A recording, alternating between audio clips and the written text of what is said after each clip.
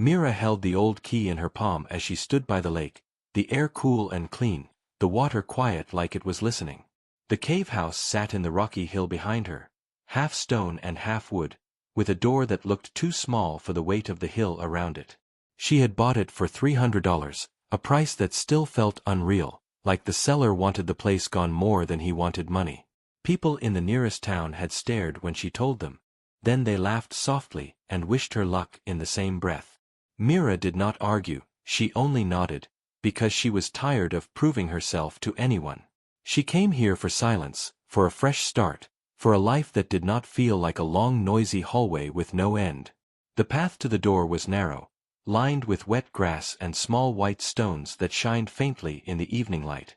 Mira stepped carefully, carrying a small bag, a lamp, and a folded blanket, her shoulders tense as if the world might call her back. But no one called. The town was far enough that even the idea of it felt quiet now. The door had scratches and faded marks, like someone had once counted seasons by carving gentle lines into the wood. When Mira pushed, the hinge gave a soft groan, not angry, more like a long tired sigh. A cool breath of air reached her face, smelling of stone, clean earth, and something faintly like dried herbs. Inside, the cave house was not wild and messy as she expected, it felt shaped by careful hands and patient time. The floor was smooth stone, the walls curved naturally, but there were shelves carved into the sides and a long bench near the back. Her lamp threw warm light across the space, and the shadows moved slowly as if they had their own calm rhythm. Mira took a step, then another, listening for any strange sound, but she heard only the small echo of her boots and the distant lake outside. What surprised her most was the feeling of order, like the place had been waiting in a steady and respectful way. She did not see dust piles or broken junk. She saw a simple room that looked empty yet strangely cared for. Mira set her bag down and walked deeper, tracing her fingers along the wall where the stone felt cool and strong. She found a small round table and a single chair that did not match the rest, as if it had been brought from somewhere else long ago. On the table was a shallow bowl filled with small pebbles, each pebble polished smooth, arranged in a neat spiral pattern. Mira stared at it, her heart tapping faster, because it did not feel like something left behind by accident. She leaned closer, and the pebbles smelled faintly of lake water, as if they were gathered and cleaned with care. A simple thought came to her, that someone once lived here with attention and patience, someone who noticed small things. She moved toward the back bench, and beside it she saw a cloth hanging like a curtain, dark and heavy, blending with the shadows. At first she thought it was only an old cover for storage, but when her lamp lifted, she noticed the cloth was tied at the side with a faded blue strip. The knot was neat, and the strip looked handled many times, not torn, not forgotten. Mira hesitated, her mind filling with silly fears, then she breathed in and reminded herself she was safe. She untied the strip and pulled the cloth aside, and a narrow passage appeared, sloping gently downward into dim light. The air from that passage was warmer, and it carried a faint smell like old paper and clean wood. Mira stepped into the passage slowly, keeping her lamp forward, her free hand brushing the stone for balance. The floor was even, like a walkway made for steady steps, and the walls showed faint marks where tools had shaped the rock with purpose. As she went down, she noticed thin lines of light from cracks above, soft and pale, like the hill itself was breathing daylight into the tunnel. Her thoughts began to slow, the way they did near calm water, and she realized she was not afraid anymore, only curious. At the end of the passage, she found a small room carved wider than the tunnel, with a wooden table at its center. On that table lay a stack of notebooks tied with a faded ribbon, and the sight of them made her feel like she had found a message meant for her. Mira sat on the stone floor, careful and still, and lifted the top notebook like it could break if she moved too fast. The cover was plain, but the pages inside were filled with neat writing, steady and clear, the kind of writing that comes from a quiet mind. She began to read, and the first lines spoke about the lake, about mornings when the water looked like glass, about evenings when the sky turned soft gold. The writer did not use a name, only simple sentences about learning to breathe again, about letting worry fade without forcing it. Mira read more, and she felt a strange warmth in her chest, like someone understood her without ever meeting her. When her lamp flickered low, she closed the notebook gently, and in that moment she knew this cave house was not just cheap shelter, it was the beginning of a different life. Mira woke up to the sound of water moving slowly outside the cave house. The lake was calm and silver, stretching wide in front of the stone entrance. Morning light slipped through the doorway and painted soft shapes on the walls. She sat up on the blanket she had spread on the stone floor and felt rested. Her body felt lighter, as if the cave had taken some weight from her during sleep. For a moment she stayed still, listening, feeling safe in a way she had not felt before. The quiet did not feel empty, it felt full, like it was holding her gently. She stood and walked outside, breathing in the cold fresh air from the lake. Mist floated just above the water, moving slowly like it had no hurry at all. Mira washed her face with the lake water and watched small circles spread outward. She thought about the notebooks she had found and felt a pull toward them. They felt important, not like old objects, but like voices waiting patiently. After a simple meal, she returned inside, carrying the lamp even though daylight followed her. The cave welcomed her back with the same calm silence as before. She sat in the small room at the end of the passage and untied the ribbon again. The notebooks felt warm in her hands, as if they remembered being held. She opened another one and began reading slowly, letting every word sink in. The writer spoke about arriving here broken and tired, unsure of the future. They wrote about the lake, teaching them patience through stillness. They wrote about the cave walls holding their thoughts when they could not. Mira felt like each sentence was speaking directly to something deep inside her. As the hours passed, she noticed something strange happening within herself. Her thoughts stopped racing and lined up gently, one after another. Old worries tried to rise but fell away before they could settle. She felt present, fully inside the moment, not reaching forward or backward. The cave did not distract her, it focused her in a quiet, steady way. She understood then that this place was not just shelter. It was a space designed for listening, both to the world and to oneself. Later that day, Mira explored the main living area more carefully. Behind one carved shelf, she found a small wooden box hidden neatly. Inside were tools, simple ones, carefully cleaned and placed with care. A knife for carving, a brush for stone dust, folded cloths for cleaning. Nothing here felt abandoned or rushed, everything spoke of intention. She realized the previous owner had lived slowly, choosing each action. That thought made her feel calmer about choosing to stay. In the evening, clouds gathered above the lake and the air cooled. Mira sat on the stone bench, watching light change across the water. The cave walls reflected the fading glow, holding warmth longer than expected. She felt no fear of night, only curiosity about what tomorrow might bring. The notebooks rested beside her, no longer strange, now familiar. She placed her hand on the stone wall and felt its steady strength. For the first time in years, she felt supported without being controlled. That night, Mira dreamed deeply and clearly, without confusion or noise. She dreamed of walking beside the lake with steady steps and open eyes. No voices chased her, no shadows followed her, only calm movement. When she woke, her heart felt settled, her breathing slow and even. She realized she had not dreamed like this in a very long time. The cave had given her rest, not just sleep. It had given her permission to be still. The next morning, Mira found paper in her bag and a simple pen. She sat at the wooden table and looked at the blank page for a long time. Then she began to write, not carefully, not perfectly, just honestly. She wrote about the lake, the cave, the silence and the feeling of safety.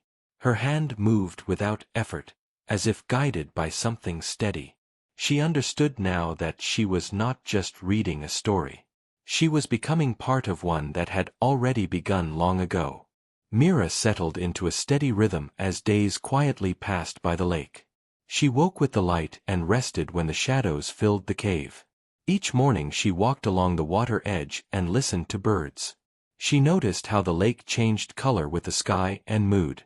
Some days it was bright and open and other days it felt deep and thoughtful.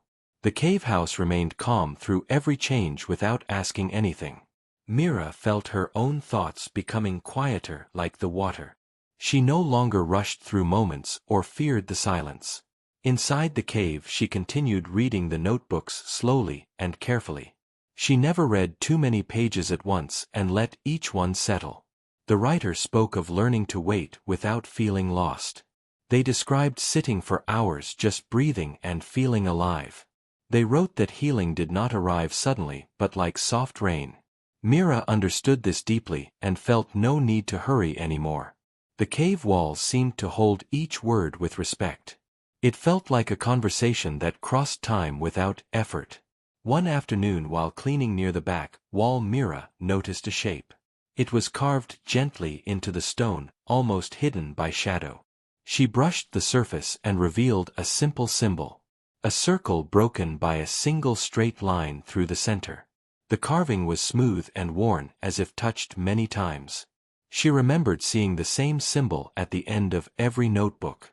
It made her feel grounded as if it stood for balance. She pressed her palm against it and felt calm spread through her chest. As the days continued, Mira noticed changes in how she felt inside. Old memories that once caused pain now felt distant and gentle. She could think of the past without feeling pulled into it. Her body felt stronger and her breathing deeper and slower. She laughed quietly at small things like birds landing near her. The cave did not remove her problems but changed how she carried them. She realized peace did not mean forgetting but understanding. That thought stayed with her like a warm stone in her pocket. One evening she sat by the lake watching the sky fade into color. The water reflected the light until it looked like a second sky. Mira thought about why she came here and why she stayed. She had arrived tired and unsure and now felt steady and present. The cave had not trapped her away from life as others feared. Instead, it had returned her to herself with patience. She felt gratitude without needing to name it. The lake answered with soft movement against the shore. That night Mira dreamed again, but the dream felt different this time. She dreamed of walking through an open field with clear vision. There was no rush and no fear, only forward movement. When she woke she felt alert and ready for the day. She sat up and smiled softly without thinking why. The cave house felt like a friend who listened without speaking. She realized she was changing in ways she could not see. But she could feel them clearly within. Later that day Mira found herself writing again in her own notebook. Her words came easily without force or effort. She wrote about learning to sit with feelings instead of fighting them. She wrote about the lake, teaching her to reflect instead of react. The cave had shown her that stillness was not weakness. It was a strength she had never learned before. She wrote until her hand grew tired and her heart felt light. Then she closed the book and rested her palm on the cover. As evening arrived, clouds moved slowly across the sky. The cave remained warm and steady as the air cooled. Mira cooked a simple meal and ate quietly by the entrance. She watched the lake darken and felt no fear of night. She felt rooted like the stone walls around her. This place had become more than shelter or escape. It had become a teacher without words. And she was ready to keep listening. Over the following days Mira stopped counting time altogether. She lived by light, sound, and feeling rather than numbers. The world outside felt distant but not forgotten. She knew one day she would leave and that felt right. For now she stayed and learned and breathed deeply. The cave did not ask her to remain forever. It only offered space for change. And Mira was changing in ways that would last. One quiet morning Mira stood at the cave entrance and looked out. The lake shimmered gently as if greeting her again. She felt a strong sense of clarity settle within her. She knew she would not be the same person who arrived. Something had shifted slowly and completely.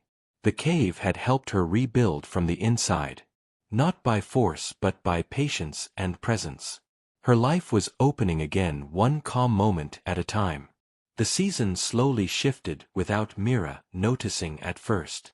The air grew cooler in the mornings and warmer in the afternoons. Leaves near the lake edge began changing color one by one. Mira felt the change inside herself as well. Her thoughts were steady and her heart calm. She moved through each day with quiet confidence. The cave house felt familiar now, like it recognized her steps. She no longer felt like a visitor but a caretaker. One afternoon Mira heard footsteps near the lake. It startled her because days had passed without seeing anyone. She stepped outside and saw an older woman walking slowly. The woman carried a basket and wore a gentle expression. When their eyes met, the woman smiled softly. She spoke with warmth and asked if someone lived in the cave again. Mira nodded, unsure of what to say. The woman seemed relieved rather than surprised. The woman introduced herself as Lena and offered fresh bread. She explained that she lived in a small village beyond the trees. People there often spoke of the cave house in quiet voices. Some believed it was forgotten and others believed it was special. Lena said she remembered someone who lived there long ago. A quiet person who helped others without seeking attention. Mira listened closely, feeling a deep connection. It felt like another piece of the story was unfolding. They sat by the lake and shared bread in silence. Lena spoke gently about travelers who came broken and left stronger. She said the cave had a way of calming troubled minds. Not by magic but by giving people time and space. Lena looked at Mira carefully and said the place suited her. Mira felt seen in a way she never had before. There was no judgment, only understanding. That moment stayed with her long after Lena left. That evening Mira returned to the notebooks with new curiosity. She reread older pages and noticed details she had missed. The writer mentioned visitors who stayed briefly then moved on. They wrote about offering guidance without holding on. Mira understood then that the cave was not meant for keeping. It was meant for preparing people for the next step. The thought filled her with both peace and sadness. She knew she would not stay forever. Days passed and Mira began thinking about her future. She imagined returning to the world with her new clarity. She did not fear it anymore. The cave had helped her remember who she was. She felt ready to live with intention and patience. Her writing became more focused and hopeful. She wrote about balance and listening and quiet strength. Each word felt like a promise to herself. One morning Mira organized the notebooks carefully. She placed them in order and cleaned the small room. She wanted everything to be ready for whoever came next. She added her own notebook to the collection. Her writing was honest and gentle. She hoped it would help someone else feel less alone. The thought brought a soft smile to her face. She felt connected to something larger than herself. As the days shortened, Mira made her decision. She would leave at the end of the season. The idea felt right and calm. She was grateful rather than sad. The cave had given her exactly what she needed. Now it was time to carry that gift forward. She spent her remaining days savoring each moment. Every sunrise and reflection felt meaningful. On her last evening Mira stood by the lake once more. The water reflected the sky in deep warm colors. She felt full and steady and clear. The cave house stood quietly behind her. It did not cling or call her back. It simply remained patient and strong. Mira knew she would carry its lessons forever. Her life had changed in a way that could not be undone. Mira woke before sunrise on her final morning in the cave house. The air was cool and still, and the lake looked like quiet glass. She sat up slowly and listened to the silence one last time. There was no sadness in her chest, only calm acceptance. This place had given her rest and strength. She folded her blanket carefully and packed her small bag. Every movement felt gentle and unhurried. She was no longer running from anything. She walked through the cave house, touching the stone walls softly. Her fingers traced the shelves, the bench, and the carved doorway. Each part of the cave felt familiar, like a shared memory. She paused at the small room and looked at the notebooks. Her own notebook rested among them, steady and complete. She felt gratitude for the words she had written. They carried her truth and her growth. She knew they would speak to someone else one day. Mira stepped outside as the sky slowly changed color. Soft light spread across the lake and reflected back gently. She breathed deeply, feeling the air fill her lungs. The lake felt like an old friend, now calm and steady. She sat by the water and watched small ripples move outward. Nothing pulled her back into fear or doubt. She felt ready for what came next. The world no longer felt loud or threatening. Before leaving, she returned to the cave entrance. She placed the key beneath a flat stone near the door. It felt like the right place, simple and honest. She did not lock the door behind her. The cave was not meant to be closed or hidden. It was meant to remain open and waiting. Mira trusted that the right person would find it, just as she had. As she walked away from the lake, the path felt clear. Her steps were steady and her shoulders relaxed. She carried no heavy thoughts or regrets. The lessons of the cave stayed with her quietly. She knew how to listen now, how to wait. She understood that peace came from balance, not from escape or control. This knowledge felt strong and lasting. When Mira reached the edge of the trees, she looked back once. The cave house blended into the hill, calm and patient. The lake shimmered softly under the rising sun. She smiled gently without sadness. The place had changed her but did not own her. She turned forward and continued walking. Her life was open again, and she felt ready to live it fully. In the days that followed, Mira returned to the wider world. She spoke with clarity and listened with care. People noticed her calm presence without knowing why. She worked simply and lived intentionally. She no longer rushed through moments. She trusted herself and her choices. The noise of life no longer overwhelmed her. She carried the stillness within. Sometimes she thought of the cave house by the lake, not with longing but with appreciation. It remained a quiet chapter in her story, one that shaped everything that came after. She hoped someone else would find it when needed. She believed they would. The cave had its own timing, and it always waited patiently. Mira did not become famous or wealthy. Her life was not dramatic or loud, but it was full and meaningful. She felt connected to herself and the world. Each day held purpose, even in small moments. She moved forward with confidence and kindness. The change she experienced was real and deep, and it stayed with her forever. Far away, the cave house remained still. The lake continued its gentle movement. The notebooks rested quietly in their place, waiting for another tired soul, someone searching for calm and clarity. The cave did not call out or demand. It simply existed, offering space, just as it always had. All of this began with a small choice, a quiet decision to step away from noise. A cave house by the lake, bought for $300.